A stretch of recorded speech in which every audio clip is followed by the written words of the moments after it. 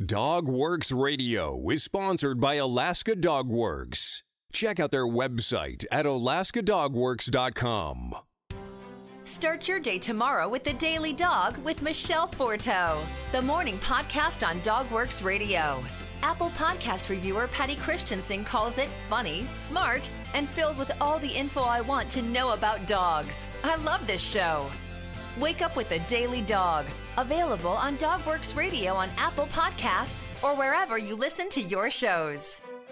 Hi guys, on this episode of DogWorks Radio, Michele talks about flying with service dogs and the new regulations. From DogWorks Radio Network, sponsored by Alaska Dog Works, professional canine training center in Anchorage, Alaska. This is the DogWorks Radio Show, committed to families and their dogs to build lifelong and fulfilling relationships. Visit our website at dogworksradio.com. DogWorks Radio is part of the one and only 24-hour internet radio network dedicated to dogs. Now, here are your hosts, Robert and Michele Forto. On today's show, we're going to talk about the new airline regulations that have been put in place as of May 1st, 2018. If you would like to follow along with me or get this information yourself, you need to visit cms.dot.gov, which is the Air Travel with Service Animals brochure from the U.S. Department of Transportation.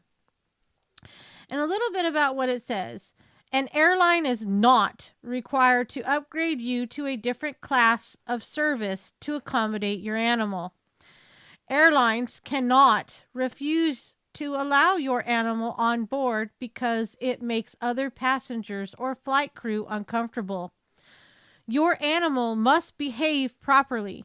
An animal that engages in disruptive behavior, like barking or snarling, running around, and or jumping onto other passengers, etc., without being provoked, will not be accepted as a service animal. For a flight that is scheduled for 8 hours or longer, airlines may require documentation stating that your animal will not need to relieve itself or can do so in a sanitary way. Traveling outside of the United States, here are a few things to keep in mind if you're planning to fly outside of the United States with your service animal. Foreign carriers operating to and from the United States are only required to accept dogs. U.S. carriers traveling to foreign countries are subject to the requirements of that foreign country regardless acceptance of service animals. Not all countries permit service animals from other foreign countries. Check to ensure whether your destination country permits your animal and any other requirements in order to enter and exit legally. Not only is traveling outside of the United States important to find out as much as you can about which country is going to allow your service animal or not, keep in mind the state of Hawaii will not allow your service dog to travel without undergoing the rabies titer and 2-week quarantine before they're allowed to roam around the islands. What qualifies as a service dog according to the United States Department of Transportation? Under the Air Carrier Access Act, a service animal is any animal that is individually trained or able to provide assistance to a qualified person with a disability, or any animal that assists qualified persons with disabilities by providing emotional support. Documentation may be required of passengers needing to travel with an emotional support or psychiatric service animal. Which animals may board as service animals? A wide variety of service animals are permitted on board aircraft flying to and within the United States. However, most service animals tend to be dogs and cats. Unusual animals are evaluated on a case-by-case basis. Airlines may exclude animals that are too large or heavy to be accommodated in the cabin. pose a direct threat to the health or safety of others, cause a significant disruption of cabin or service, or are prohibited from entering a foreign country. Airlines are never required to accept snakes, reptiles, ferrets, rodents, and spiders. What are the acceptance criteria? For service animals, airlines can determine whether an animal is a service animal or pet by the credible verbal assurances of a qualified individual with a disability using the animal, looking for physical indicators such as the presence of a harness or tags, requiring documentation for psychiatric service animals and emotional support animals, and observing the behavior of the animals. For emotional support and psychiatric service animals, airlines can request specific documentation and or 48 hours advance notice for emotional support animals and psychiatric service animals. Documentation should not be older than 1 year from the date of your scheduled initial flight and must state you have a mental or emotional disability that is recognized by the Diagnostic and Statistical Manual of Mental Disorders. You need your emotional support or psychiatric support animal as an accommodation for air travel and or for activity at your destination. The individual providing the assessment is a licensed mental health professional and passenger is under his or her professional care. And the licensed healthcare professional's date and type of profession license and jurisdiction or state in which their license was issued. Ready to travel. Here are a few things to keep in mind while at the airport and on board the aircraft. At the airport, if your animal needs to relieve itself, please ask an airport or airline professional for the location of the nearest animal relief areas. On board the aircraft, your animal must be permitted to accompany you in the space under the seat in front of you. Certain small animals may be permitted to sit on your lap if it can be done so safely. Your animal cannot block a space that must remain unobstructed for safety reasons, an aisle or access to an emergency exit. So that's what it says for the United States Department of Transportation. I frequently fly on Alaska Airlines, as do a lot of my clients that fly in and out of Alaska. We use Alaska Airlines predominantly. Effective for tickets purchased on or after May 1st, 2018 through Alaska Airlines. On their website it says, we are making changes to the requirements for traveling with an emotional support / psychiatric service animal. We welcome trained service animals and emotional support psychiatric service animals on Alaska Airlines. To ensure that both you and your service animal or emotional support psychiatric service animal travel easily and comfortably, please review the following information. Trained service animals or emotional support psychiatric service animals travel for free. The size of the animal must not exceed the footprint of the guest seat. We suggest that you not overwater or overfeed your service animal or emotional support psychiatric service animal on the day of travel. Service animals or emotional support psychiatric service animals are expected to be seated on the floor space below a guest seat or, if no larger than an infant, seated in the guest's lap, if needed to accommodate your disability.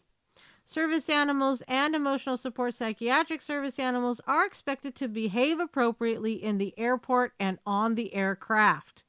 Service animals or emotional support psychiatric service animals shall not occupy a seat or sit on a tray table at any time, obstruct the aisles or areas that must remain clear for emergency evacuation.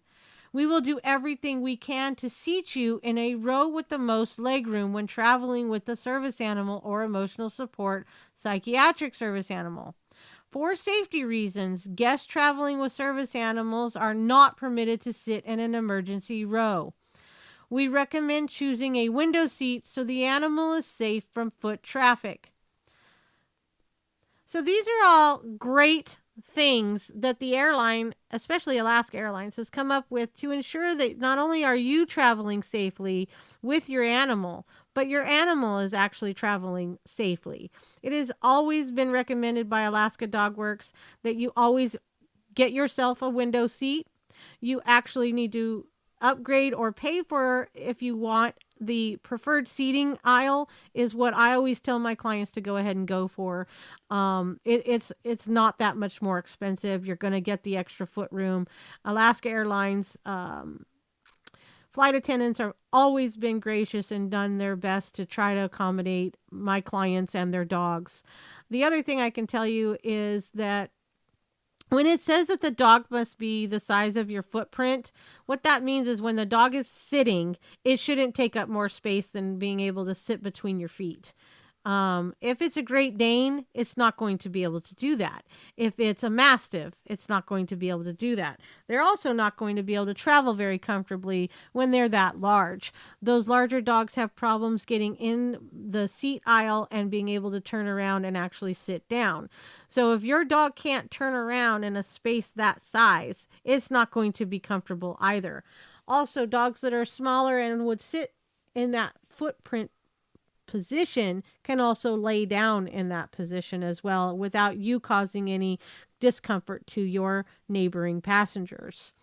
When I pull up the form from Alaska Airlines, it's a pretty involved form. So if you're traveling in the next few weeks or next few months or even next year, I highly suggest you become familiar with what this form says, especially if you are traveling with a service animal. If you're not, it's a good idea to take a look at it as well. It's going to require your name, your flight number, the flight date, your animal's name, the type of animal, the breed, and the weight. You always travel with a health certificate, regardless if you have a service animal or not. And then you're going to go through a few questions about what we just went over, about how big the dog is. Can it sit in that footprint? Is it smaller than a 2-year-old child? Can it ride on your lap? So on and so forth.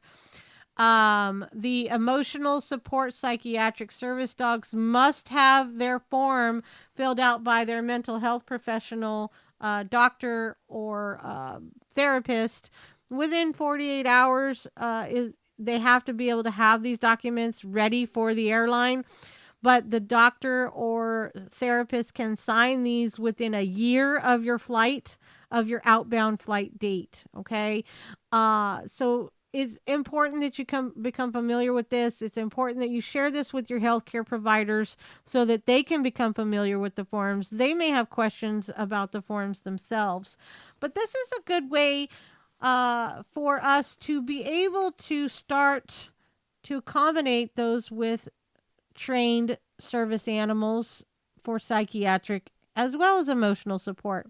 If your dog hasn't been properly trained in public access or at the minimum had canine good citizen classes, you're going to find it difficult to travel with that dog on an airplane.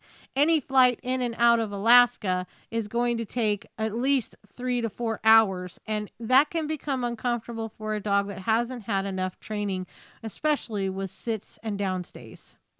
Let me explain a little bit more, you guys. I am a certified service dog trainer. I do not train emotional support animals for certification, okay?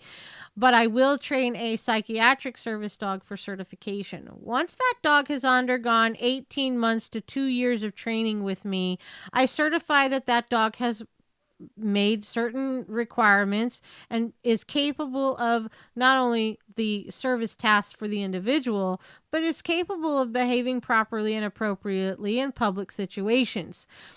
Once your dog has been certified by Alaska Dog Works, if these airlines or other businesses are going to start requiring further documentation from you, that must come from your healthcare provider. It cannot come from me.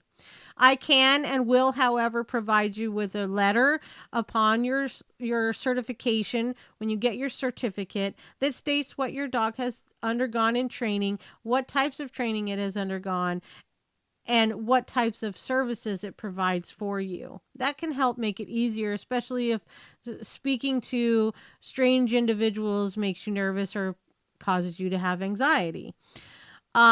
those of you with emotional support dogs, I highly suggest that you at the least get with a professional dog trainer and have your dog at least go through Canine Good Citizen and possibly public access. It's important, especially if you travel a lot, that you're not infringing on the rights of others, including those that have undergone upper training at a high cost. So I agree with what the airlines have done. I agree with the United States Department of Transportation on how they've done this. What I disagree with is that they've categorized emotional support and psychiatric service animals in the same basket. And I kind of disagree with that. I also understand why they have, but that's one issue that I'm having with it, but I'm not in disagreement with it.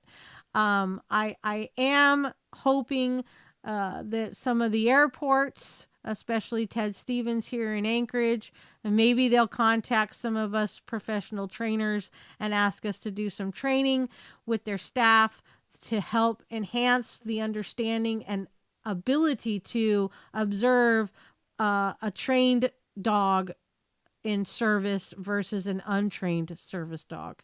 So thank you, Michele, for the long commentary and information about service dogs. But I have one final question for you. What do you think about the burdens it's going to place on the service dog recipients and or the businesses or the airlines? You know, the burden of proof is only being placed on the emotional support and psychiatric service animal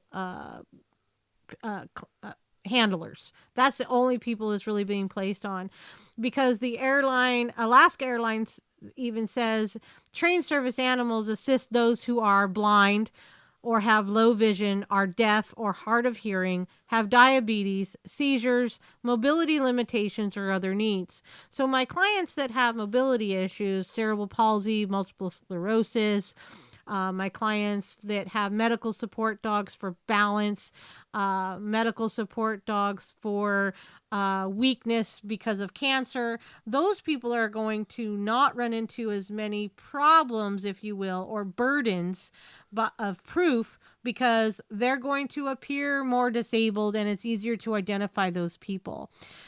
Also, what I'm not seeing as a larger issue, my clients that are veterans are not bringing this issue up with me. Either they're not having issues because they are veterans and PTSD is a psychiatric service animal identifier. That's what it falls under. So they may or may not be having the same issues because they have PTSD service dogs.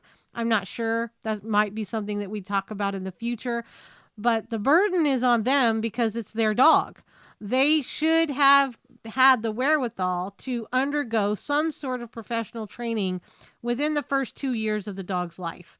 A service dog, technically, even the guide dogs for the blind, do not have their dogs working until age 2. It is recognized across the board through public access training and any professional service dog trainer that dogs don't work until they're 2. So if you walk into the airport with a 6-month-old puppy and claim that it's fully trained, they're going to know you're lying right off the bat. There are, however, accommodations that are being made for service animals that are still in training.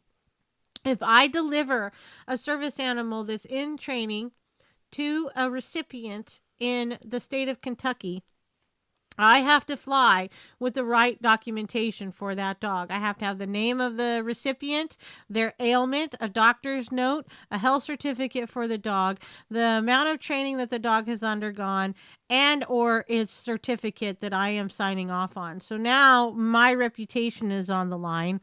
Their doctor's reputation is on the line. And I require a doctor's note, whether it's psychiatric service dog or a mobility service dog. So again, the burden falls to either the owner, handler, recipient, or the trainer that's delivering the dog. The financial responsibility, if you're getting a dog, there's automatically a financial responsibility to feed that dog and provide it with vet care. If you are getting a dog to provide a medical service for you, why in the world wouldn't you want to have that dog professionally trained? At the minimum, get it trained in obedience. If you're able to train the dog yourself, kudos. But maybe hire someone else to give you an evaluation, to test you, to make sure the dog is meeting that certain criteria for you to even travel with your dog. You can find out more about our service dog program, Lead Dog Service Dogs, at alaskadogworks.com. You can also call me or email me. You can also find out more about the rules and regulations, again, through the United States Department of Transportation, as well as the Americans with Disabilities Act. If you are a business and you are considering upgrading your service dog policies and you want some guidance on that, feel free to give us a call. We do offer that service as well. Thank you for listening to this episode of DogWorks Radio. Did you know that Alaska Dog Works trains service dogs for those in need throughout North America? Each and every service dog that is trained through the Lead Dog Service Dog program and Michele Forto and her team has an individual training plan. We train for autistic, mobility, psychiatric, and PTSD for our soldiers for service work. If you know of someone that may need a service dog, please take a moment and check out Alaska Dog Works on social media and at alaskadogworks.com.